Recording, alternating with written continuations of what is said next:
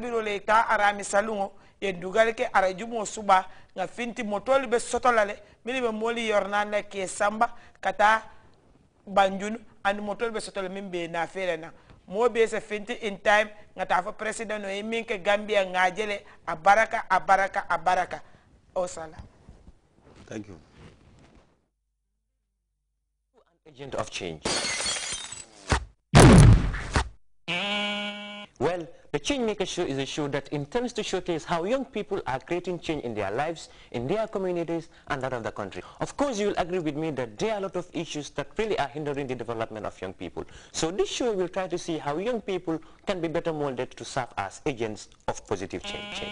This is a reality TV show that intends to bring survivors to talk about their life story. It could be my story. It could be your story. It could be our story. We talk about cross-cutting issues like health, education, entertainment, and social development. Be the change that you want to see in the world. Join the Changemaker Show every Tuesday at 6 o'clock on GRTs. I am your host, Yasin Fall. And I am Abdullah Baji. Let's make a change.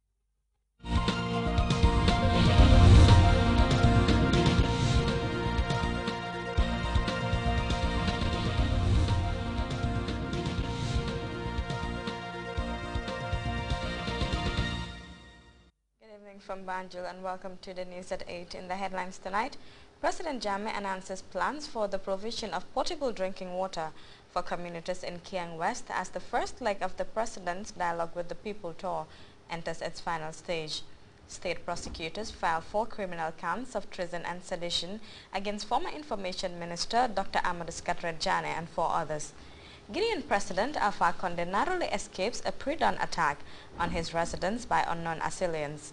And Brega becomes the prize in the battle for Libya as rebel fighters and Gaddafi loyalists struggle fiercely for control of the oil-rich town. These stories and much more coming ahead in the news. I am Isit Dabo.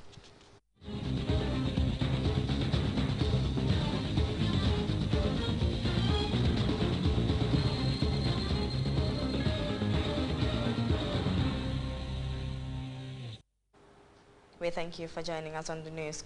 President Jammeh has announced new development projects, notably potable drinking water for several villages in Kiang West Lower River region. This comes as the first leg of the Dialogue with the People's tour enters its final phase with meetings in Nyoro, Jataba and Kalaji. Kebadiba reports Professor Jammeh also appealed to the youth of Fonyi to return home and engage in productive enterprise.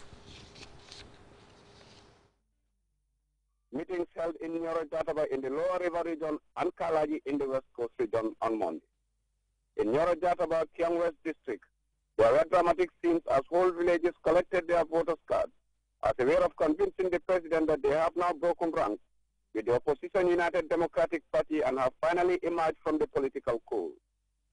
The district has proven politically stubborn to the APRC as it tried without success several times to wrestle the parliamentary seat from the UDP.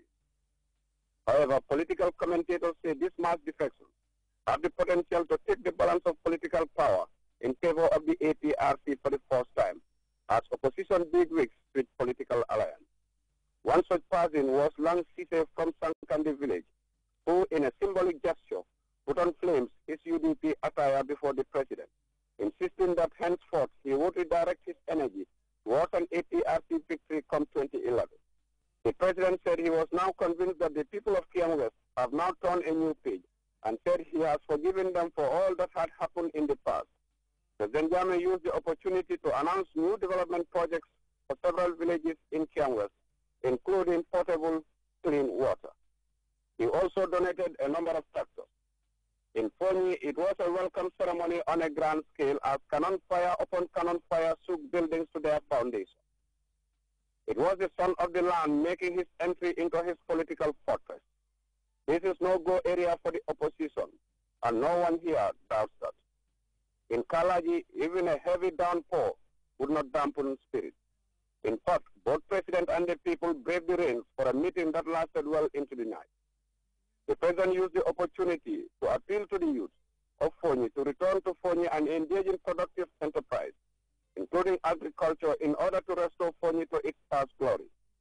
President Jammeh warned youth against abandoning their parents in the belief that greener pasture only exists beyond the source of food, citing instances where foreigners have come to this country and through hard work have become rich. Professor Jammeh paid tribute to the women of Fonyi for being hardworking and industrious and for heeding his call. The only way to banish hunger and poverty is through hard work, President Jammeh insisted, and once again challenged the youth of Fonyi to acquire productive skills and engage in agriculture in order to fully utilize the opportunities and facilities being put at their disposal by his administration.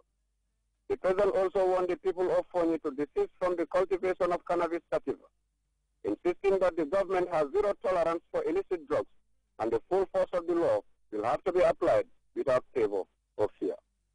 The tour continues with meetings in Mayok and Biam Tuesday.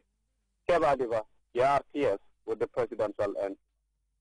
In a string of engagements this morning, a number of individuals and organizations called on the Vice President, Ajahn Dr. Isatunjai Sede, at her office. This includes members of the Sarahule Youth Development Organization, the UNICEF country representative, as well as one Makhtar Sow, a Senegalese entrepreneur. Mamadou Jallo covered those events, and this is his report. Mr. Kamara was at State House to update Vice President Yai Sedi on the status of Gambian nationals based in the CAR.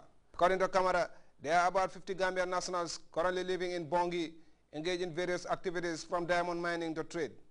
Kamara also wants government to establish a consulate or embassy that can take care of their needs, saying there are 2 or 3 Gambians who want to come back home and would require assistance from the government. He however said that the Vice President has assured him that government will look at ways and means of helping them. The Sarahule Youth Development Organization was the second to call on the Vice President. After a long audience with Dr. Yai Sedi, the President of the organization, Mohamed Magazi, told waiting journalists that their meeting with the Vice President had been very fruitful. His Excellency is doing his best, to transform the Gambia into a city-state. So for that to be, to be maintained and to go into the interest of all Gambians, so everybody should have a role to play in that nation building. So we Sarahules, we are not left behind. So we say with the young people, we have to show ourselves to His Excellency, so to show him what we can do in order to achieve the Vision 2020 that is set for the development of the Gambia. Bagazi also said that the meeting afforded them the opportunity to reaffirm their allegiance and support to the President and the APRC party. As the elections loom, Magazi said this organization will spare no effort to unite all the Sarahule youth under one umbrella to embrace the President's development agenda. The UNICEF country representative, Madam Aissatou Jawara Flambert, was also at State House to meet Vice President Jai Sedi. This was a courtesy call on Her Excellency the Vice President. As you may know, I took office as a UNICEF representative in the Gambia in June, so it was important for me to meet with Her Excellency to introduce myself and also to review the areas of cooperation between the government and UNICEF. So we have discussed the country program of cooperation, the different areas in terms of health, education, child protection, and also the disaster management agency that she is leading.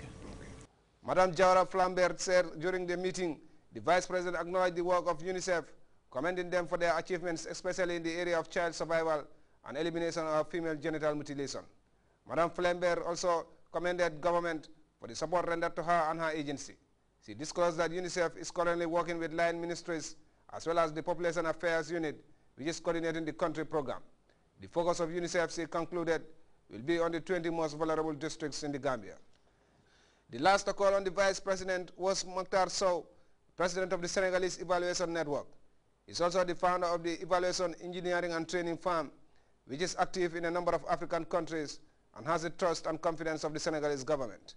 The firm specializes in engineering projects, programs and policies, training in evaluation and management networks, An assessment